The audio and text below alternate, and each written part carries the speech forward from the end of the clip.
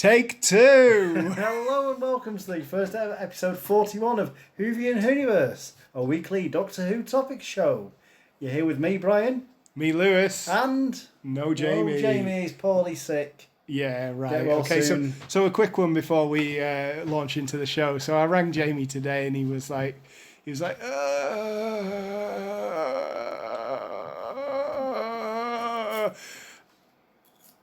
and I was like, Jamie, where are you? And he was like, I'm sick. It's like, Jamie, you don't have to put the voice on with me. I'm not your team leader. He was like, okay, no worries. So, you're going to have to do the show by yourself. Anyway, moving on, Brian. Moving on. So we'll move straight on to the first topic of this week's podcast. Voting in the TARDIS. We asked you to vote for the best companion of the 70s. We whittled it down to 4. Josephine Grant, Sarah Jane Smith, K9 and Leela. This was totally a two-horse race, wasn't it? Very much so. I mean, there was never any doubt of, who would win. Yeah, I mean, to be fair, it could have been either or, K9 or Sarah Jane. Yeah. I think it was quite close at one point between the two. But it's possible that in terms of, like Sarah Jane Adventures, she may have got it because a lot of young people growing up watched the Sarah Jane Adventures. Yeah, and she featured in School Reunion along with K9. Yeah, so. She was in the episode with Anthony Stewart Eden. What was that episode called? School Reunion. Oh, was that? Yeah. Still. Yeah, no. Yeah, okay, so, Joe and Leela, not so much love. A few classic Whovians out there, bringing it home with Leela and Joe. 4% though of the overall vote. It's okay. It's not a stupid low score. No. So for Joe Grant, 4%. Sarah Jane, 56%. K9 came in second place with 37%. Again, could have been either Sarah Jane or K9. Yeah, and poor old Leela, bottom of the pile with 3%. Yep, so there we go. Yeah. So Sarah Jane Smith is the winner for the companions. Who did you vote for, Lewis? I voted Sarah Jane Smith, or I believe I did anyway, because it was a toss-up between Sarah Jane and K9. Yeah. Because I hadn't watched History at the time, and I hadn't even seen Leela's character. I don't think we've watched anything with Joe Grant in. If we have... No, I don't believe we have. Okay. Oh no, we watched Carnival of Monsters, which I don't think you watched. No, because I'm just that bad. Jamie and I watched Carnival of Monsters featuring Joe Grant. Okay, so Jamie, just to advise you that if you don't want us to say something on the show, don't put it in the script. Yeah. There's a production note here. Yeah, we didn't get a lot of comments or emails on this. A lot more votes for the 70s companions than the 60s companions. And probably there's going to be a lot more for the 80s companions that's coming up. Spoiler alert. I voted for Sarah Jane, and I actually was one of the few people to put comments on the poll on the Twitter feed. I didn't comment, yeah. Yeah, so Sarah Jane was my first companion I remember. Mm-hmm. Was the first companion I remember, so she gets my vote. We had a comment from Rachel Eyre, whose Twitter handle is AllRightPunk, who said Sarah Jane because she had her own spin-off show for a reason. Okay, excellent. Jamie said, shall I read this one here? In Jamie's voice. Okay. Has Jamie got a voice? I voted Conan. No, this is Jamie's sick voice from this morning. I voted K9 as ever since I was a kid. It's always been a dream to have one of those robotic dogs. I'm sure you remember them in the 90s. You could teach them to sit, lie down and fetch. To this day, I've never wanted... I'm going to stop this. I can't do it anymore. Make yourself, Paul. Yeah, exactly. Wait, to this day, I've always wanted one, and now I have disposable income, I just can't justify owning one. K9 in Doctor Who is the closest I will ever come to feeling like I had my own robotic dog. Oh, that's cute, Jamie. I don't remember that in there. I don't know robotic dogs in the 1990s. No, But I then think again- he's talking about those cheap plastic, they will break within 2 seconds sort of things that sort of just woof at you. Possibly. Mind you, In I terms was 18 in 1990. Yeah, so you I were too was busy drinking getting out quite drink- a lot. You're So- too busy out drinking with your friends to really care about anything else. Absolutely. Yeah. Okay. So I think we'll move rapidly on Yeah. to the topic of this week's WhoCast, which is the best companion of the 80s. And Jamie promises this is going to be the last of our companion polls for a very long time, because I think the last 9 or 10 or possibly 11 polls have been best companion of such and such. It's been a while. Yeah. What can I say? We haven't really had anything other than this type of poll. It's been clearly to do with characters in Doctor Who, hasn't it? I mean, it was the Doctors before the companions. Yeah. Yeah, we need something fresh. We need to think of a topic, but we'll let Jamie do that. Yeah, Jamie can deal with it. Well, this is this week's poll. Okay. Best companion of the 1980s. The 80s. Ah, the 80s, hey. I remember the 80s. Yeah, I don't remember the No. 80s, Bri. I was 2 years old when Yeah. the 80s ended. Bad quality music, bad quality clothes. Yeah. Good year for politics, really. Thatcher. Thatcher went in 1990. She went in 91. Yeah. 91, 90. Well, Major was, yeah. So it was coming to the end of the Thatcher years. Yeah. Berlin Wall fell in 1989. There we go. I'm sure there's many more things. but So, who not the cares? best politically, because we had Thatcher for most of the... I'm sorry to any of our Yeah, American yeah. listeners who wondering, who the goddamn is Maggie Thatcher? Yeah.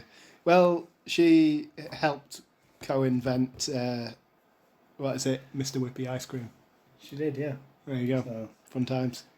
Fun trivia there. Okay, moving swiftly on. yeah, bad time politically, but a great time for companions. Okay. That was a yeah. segue, wasn't it? It was really good, yeah. I enjoyed that. Our 1980s list of companions begins with Adric, mathematical genius from... Have we seen him yet? I don't think I've seen him in it. have you watched Earthshock? The Cyberman one where the... No, we didn't watch it, did we? No, we haven't. No, Is that going to be one, two? We could do, yeah, because it Yeah. features... It's very 1980s. Yeah. So, he was from the planet Alzarius in E-space, a pocket universe only accessible via a charged vacuum embodiment, Okay. or a CVE. Whatever that means. Yeah. Adric made the ultimate sacrifice aboard a space freighter when he tried to thwart the Cyberman's plans to crash a freighter full of explosive into the Earth. Nice. I've noticed that some of these companions throughout the 70s and 80s, they're not from Earth, like your standard companion of today is, Yeah. what was the original sort of build for those characters? I mean, that they had to be like the modern, Yeah. the modern person. So it doesn't really necessarily have to be from Earth, but we don't see it in New Who, do we? No. The new A lot all the A new lot of the companions are male human. companions were younger, which may have been something to do with the producer, the showrunner's lifestyle, shall we say? John Nathan Turner. Okay, I'm sure you know what you He's mean dead by now, that. so I can't libel him. But if he were alive today, I'm sure Operation U-Tree would have come knocking. Nice. Right. We had Nissa, another alien companion, who joined the Doctor on board the planet Traken, in the Traken. story Keeper of Traken, where the Master killed her dad That's through nice. the Master. That's horrible, Master. Why is the Master such a douche? Yeah. He took over Nissan's father's body. Oh, right. As the Master does. Yeah.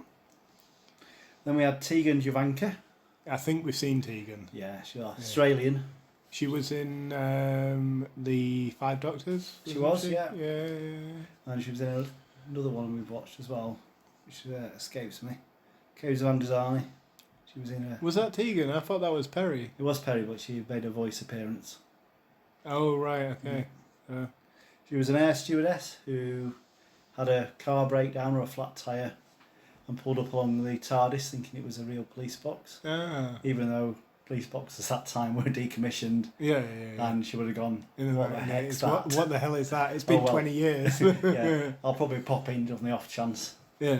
There's something going on in there. Yeah. She probably thought it was a miniature police station. She ended up with the TARDIS fam, as they're known nowadays. Then we had Turlo, another alien, who was originally in the story on behalf of the Black Guardian, plotting to kill the Doctor. Okay, that's nice. Yeah. So enemies turn friends. Yeah, the Black Guardian was defeated and he opted to stay on board the TARDIS. And then we had Chameleon. A very poorly thought out idea. Okay. Basically, these guys approached the BBC and said, "We've got this robot that's amazing. It can do anything. Do you want it for Doctor Who?" The BBC went, "Shut up and take my money." I want to see this now. What sort of episodes are we looking at? We're talking later Peter Davison ones. Late Peter Davison. Yeah. Okay. Well, we gotta watch some late Peter Davison then, so we can see this chameleon robot. What does it do? Beset with production difficulties. It couldn't walk, move. I thought. Wait, in the 1980s they hadn't learned about walking robots yet. No. Okay. Then I still want to see it. Much easier on the eye. Perry. Oh yeah, definitely. How quickly did they, just going back to Chameleon? How quickly did they dispatch Chameleon? Was it in it for too many episodes? He was I would say he was in for less than a year. Yeah, before they got rid of him. So probably 4 or 5 stories at the most. All right, so moving on to Perry. Yeah. So Perry was joined the TARDIS crew in a story called Planet of Fire, where Turlo saved her from drowning. She fell out with her stepfather and wanted to swim back to shore. Okay. That works out all the time for people. 18-year-old botany student Perry. Yeah. While holidaying Lanzarote. She would join the crew. She was with us for the 5th and 6th Doctors. Then we had Mel Bush, played by the lovely Bonnie Langford. Okay. I think Bry's got a bit of a crush there.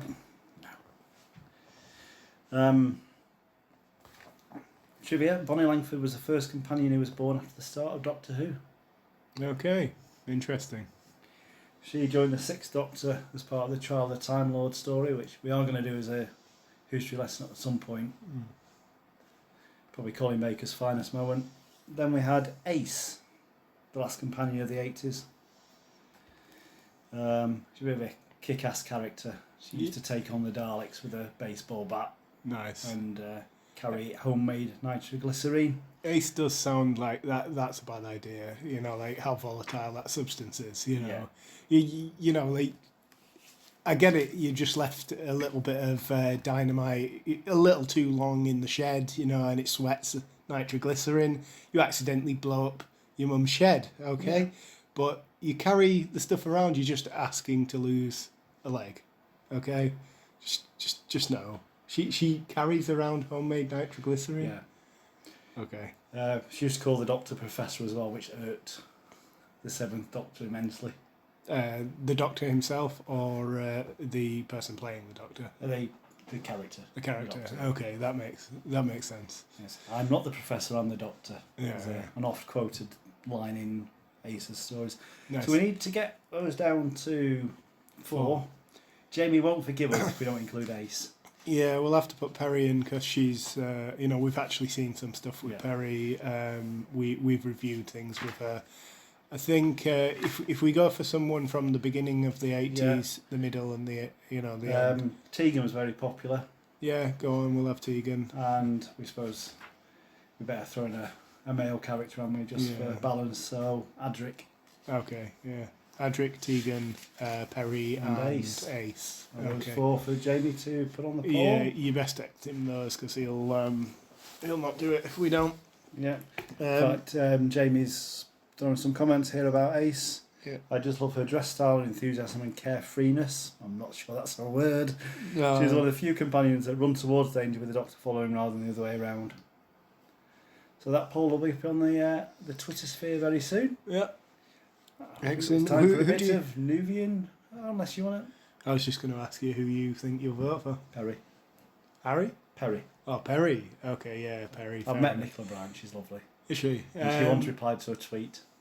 I think, yeah, I'm going to have to go with Perry, and it's just because I've seen stuff with her in, so, but I may have a look at the candidates individually and see what the characters are like and readjust before next week's show.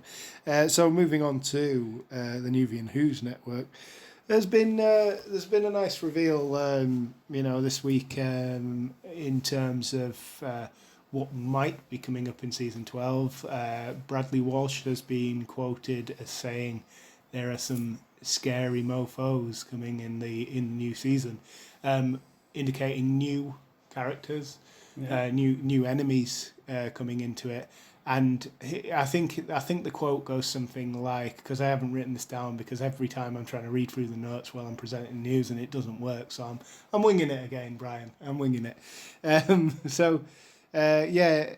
He's been quoted as saying that it's genuinely terrifying. Like the new enemy raises hairs on the back of your arm. It's something that is just completely insanely terrifying. I can't wait. I want some... The thing about, established Doctor Who characters, enemies, is they tend to become a long-running joke after a while, like the Daleks, like the Cybermen, like... the Weeping Angels are starting to become, given enough time, because of the way the Doctor outsmarts his enemies, every enemy becomes, just a bit of a joke. That's Bradley Walsh's take on what's coming up in the new series. You can read about that on Radio Times. They were the one who initially broke the article. I also picked up a bit of chat on the BBC's website. They have announced directors and writers for the new season. I saw this, yeah. Yes. Now, we are seeing the return of Vinny Patel. For those of you not in the know, Vinny Patel was the person who wrote Demons of the Punjab. Yeah. I'm looking forward to his episode. I want something... maybe he's the one who's writing the scary... or easily you could have Ed Heim. Wait. Ed Heim wrote It Takes You Away. Yeah. Could that be the new thing that's coming? What were the things called that the Doctor had been told about as a child? Could it be some sort of nefarious form of that? Could be, yeah.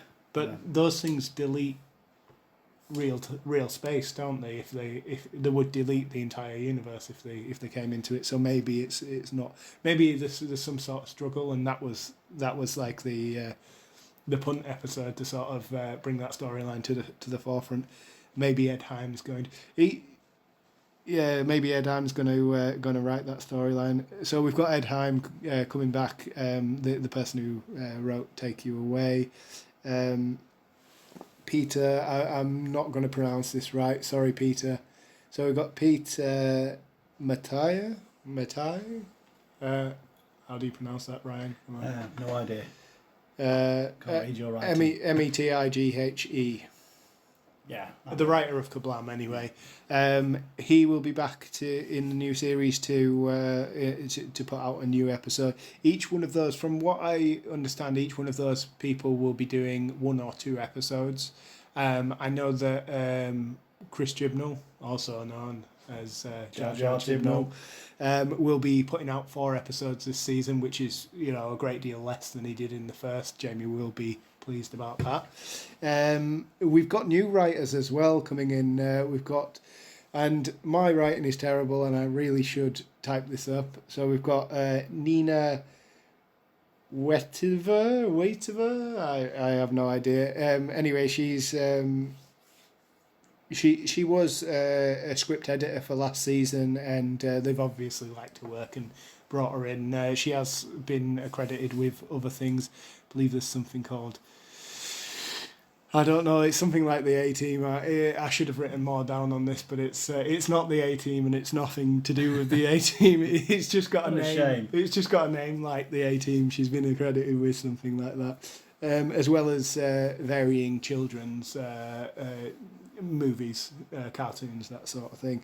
We've got Maxine Madderton.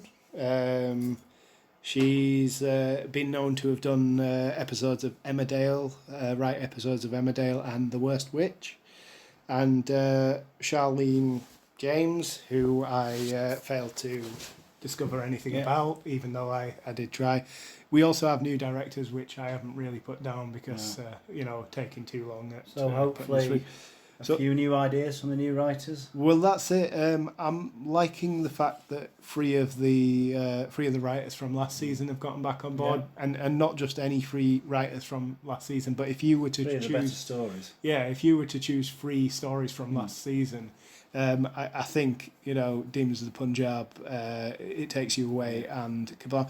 I didn't realise this because I've done a bit of research on Takes You Away. It wasn't well received. No, I thought it was a really good episode. Brilliant, yeah. It was revealing of the Doctor's past. Which is something. I thought that they only revealed a small bit about the Doctor's past in one of the episodes. What was it? The Ghost Monument. But they actually did a reveal on what and things that scare things that scare the Doctor. Things that scare the Doctor, exactly, and what her grandma had told her as a kid when she was a he. Yeah. Okay. Going forward, I can't wait to see what Ed Heim comes out with. I don't care what anyone says. It Takes You Away was terrifying and excellent. This is what we need back, isn't it? Proper scary Doctor Who. You'd like to blink. Yeah, Silence in the Library. Oh yeah. Stuff that scares kids. Yeah, stuff that scares kids. The one with the thing under the bed. The Capaldi one. Oh yeah, I can't remember what that one was called. That terrified my friend's son apparently, and he refused to sleep in his own bed for about 6 months. Nice. I mean, he's 37. He should know better. Yeah, he shouldn't be sleeping with his parents at 37. So I think Ed Hymes is the one that I can't wait to see. If he's doing 2, I don't know whether he's doing 2 or I can't wait to see what he comes out with. Kablam equally, what can you say about Kablam? A comedy, brilliant piece. Even, the little bits of scariness in there as well. Can't wait to see what Pete comes out with as well. What about you? How would you see it? I'd agree, yeah. As I said, I can't wait to see a few new writers, a few new ideas, and the better writers from last season. Yeah, definitely. I think at this point, we've been so deprived of Doctor Who for so long that we're just like any news like this, that sort of gives you a little window into what is to come. Have you seen the teasers as well to save the date on this Saturday, the 23rd? Yeah. I mean, we discussed that in the previous podcast. Yeah, I think a trailer's coming out, isn't it? Yeah, and 23rd we believe. Yeah, a trailer's coming out for the for season 12, or at least for the Christmas or New Year's special. Whatever. There's going to be one.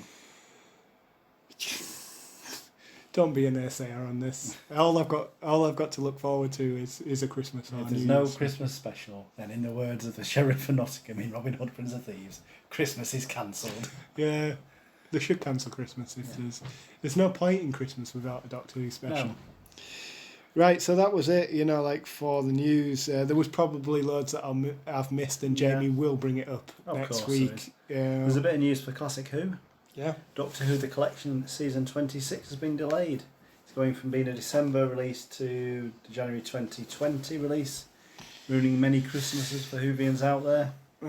What was the issue? I know some of the earlier box sets would be set by problems with quality with the discs. Maybe that's it, and maybe they didn't want to have the same problem because getting hold of season 12 now, I believe it is very difficult and very expensive.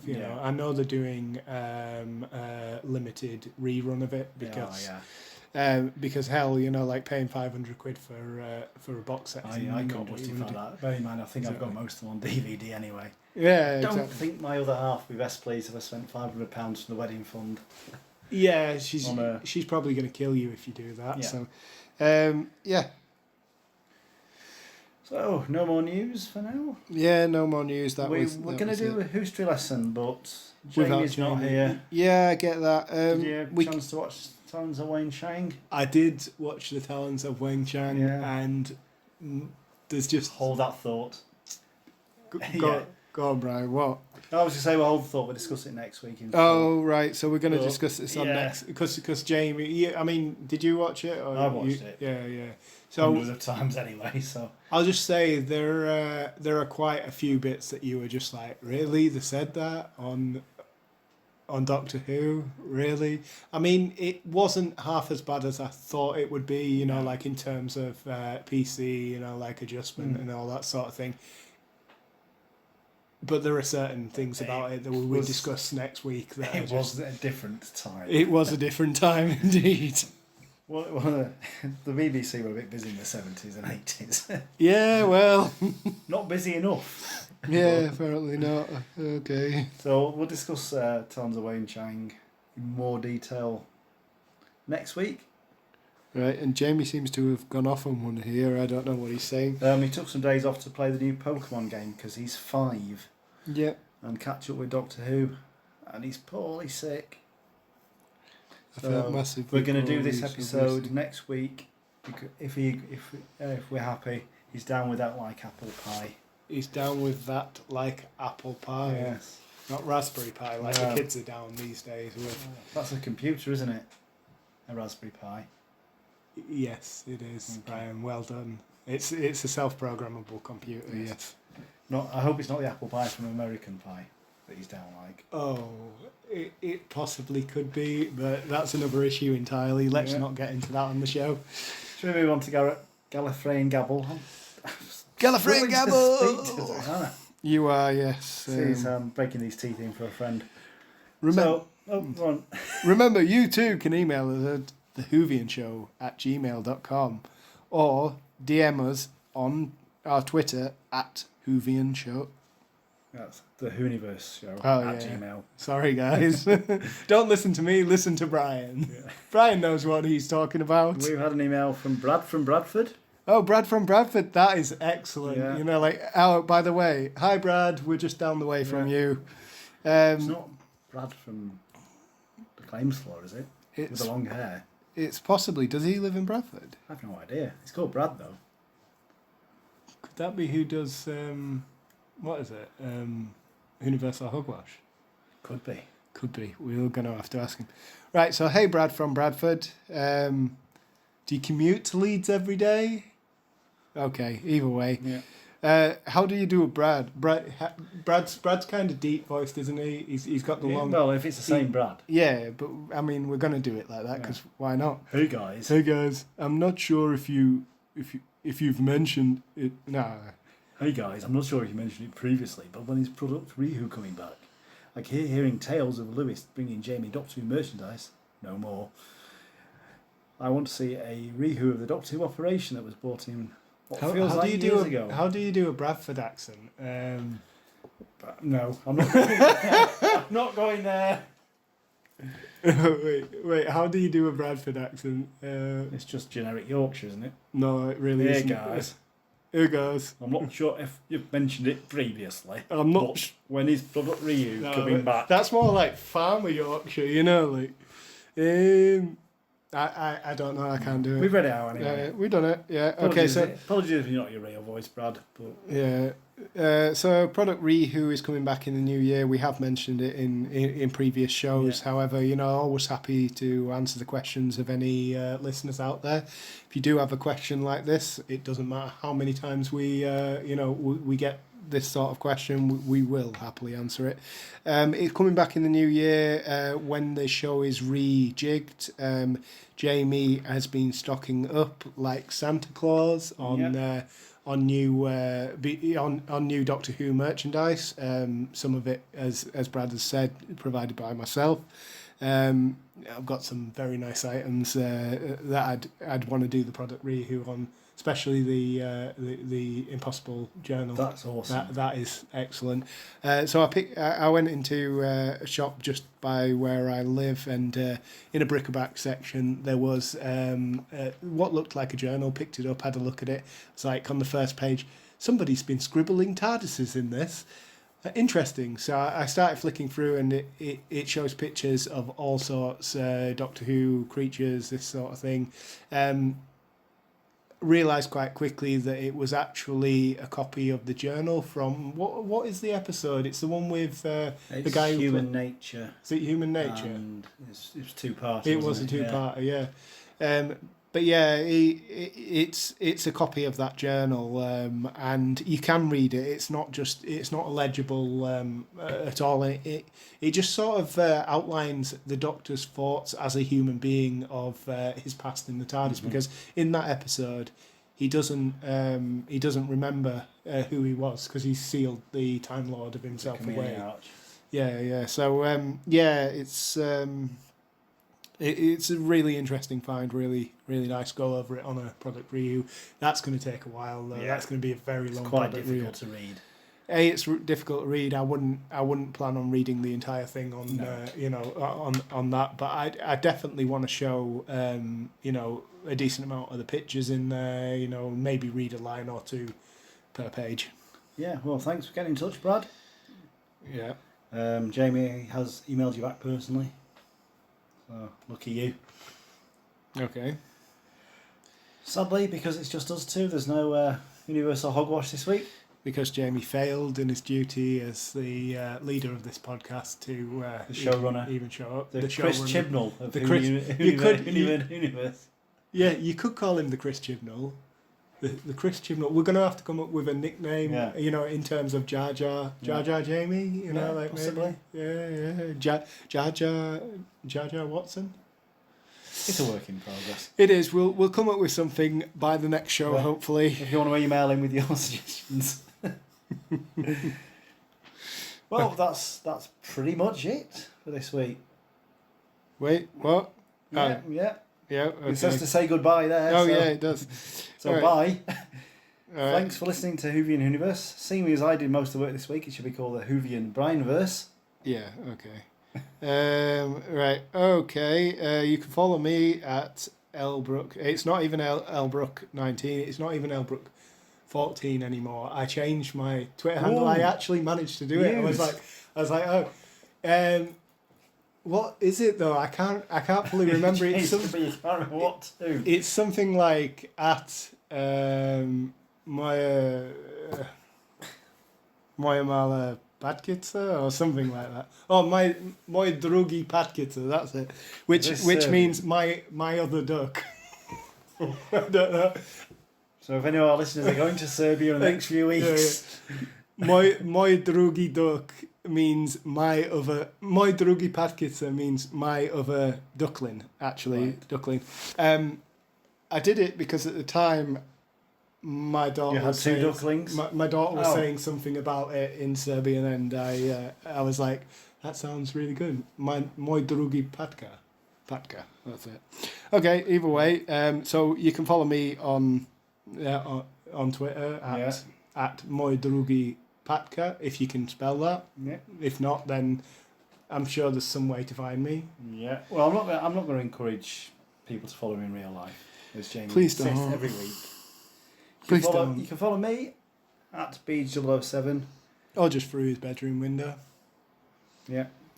Don't. You can also email us at thewhovianshow@gmail.com. Did I get that right? You did, yeah. Excellent. No, you got it wrong. The Whoniverse show. The Whoniverse. I said the Whoniverse show at gmail.com. I'm assuming you'd be wrong. All right. If somebody can email us or note us on Twitter about it, tweet to us whether I got that right or wrong. Please get back to us. Oh, we fall to pieces when Jamie's on it. Yeah, he's like the glue that holds the He's Whoniverse like the Chris together. Chibnall. He is.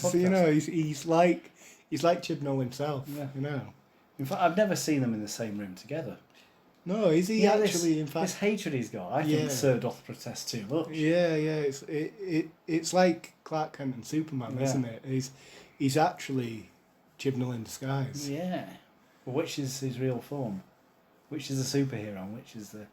I have no idea. How would you... I suppose Chibnall's more accomplished, so you'd have to go with Chibnall being like the Superman to his Clark Kent, where Watson is the...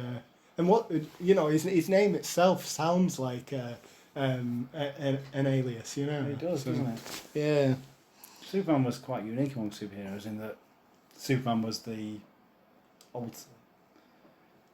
No. Where were we going? I've forgotten. He's forgotten. Okay. So moving forward. Well, you've been listening to Whoniverse. We shouldn't say that. Whoniverse. Have a week. Whoniverse Whovian. Is it real or is it fake?